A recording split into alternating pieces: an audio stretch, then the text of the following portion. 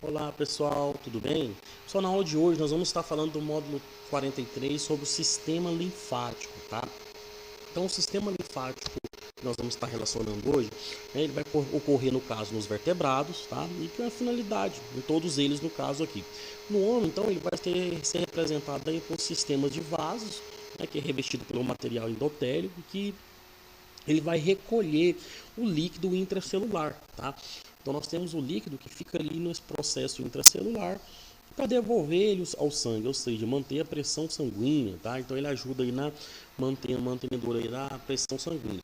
Aqui embaixo a gente pode ver alguns gânglios, né? O glândula linfático, no caso, no pescoço, aqui na clavícula, né? O pessoal fala das ínguas quando inflama, né? Debaixo do braço, aqui nos gânglios das axilas, ou na virilha também, que é um processo aí de recolhimento do líquido intracelular. Esse líquido, né, após ele ser recolhido aí, ele recebe o nome de linfa, tá?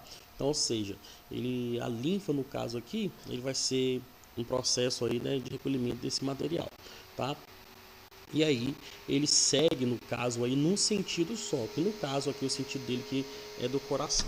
Nesse processo aqui linfático, esse negócio aqui do lado que eu não estou conseguindo tirar ele vai envolver aqui, pessoal, o ducto linfático, os linfonodos, tá?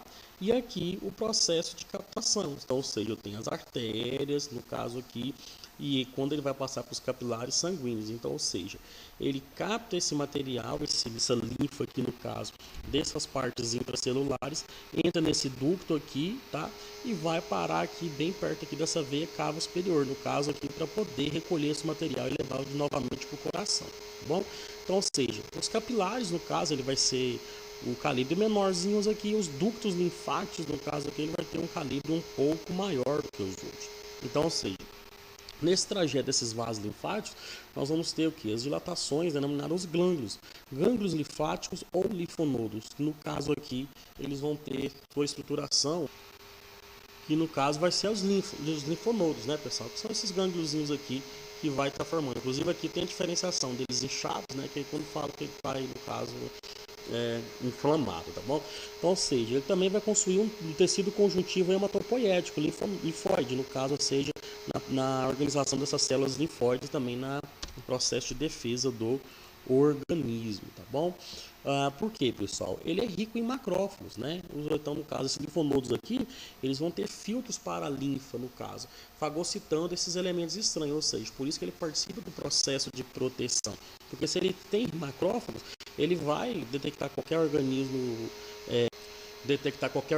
estranho ali e vai, né, fazer a fagocitose dele. Então já é um processo ali, né? Então, ou seja, vou formar glóbulos brancos ali, né? Os monócitos, principalmente os linfócitos, tá? Linfócito T, B, aqueles que faz parte ali do processo de autodefesa e resposta já imunitária bem mais rápido do que os outros, né? Que já vai guardar no meu corpo já informação para me defender o corpo, tá bom? Então, ou seja, ele vai ter também plasmócitos, né? Que é representados aí no caso os anticorpos também, beleza, pessoal? Então tem aqui os linfócitos e os macrófagos aqui no gânglio, tá? Esse aqui é o gânglio linfático. Então tem vários gânglios aqui. E aqui é o ducto coletor, no caso aqui, né, de uma veia, os nódulos linfáticos, né? Então eu vou ter algumas partes dele representados aqui. Bacaninha? Vamos lá então. Então, o líquido intersticial, pessoal, ele também vai ser denominado o líquido que é, no caso, o líquido intracelular. Né? Então a gente pode ver aqui as células e o processo aqui intracelular, tá bom? Então, o que acontece aqui? Ele parece com plasma sanguíneo, a gente sabe que o nosso sangue é formado por grande parte do plasma também, ele tem essa mesma função aí, né? Então, ou seja, ele vai ter um pouco menos de proteína do que o plasma sanguíneo, mas só que ele tem a sua função também, tá?